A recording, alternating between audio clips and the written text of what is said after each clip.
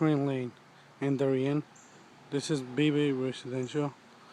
Okay, so we're gonna start with this big blowwood maple.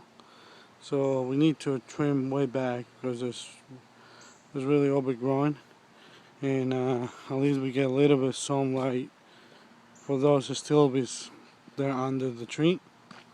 Because those stilbes, that's why the reason it looks like that, because they didn't have any sunlight. So we need to trim this one back so we can at least get a little bit sunlight.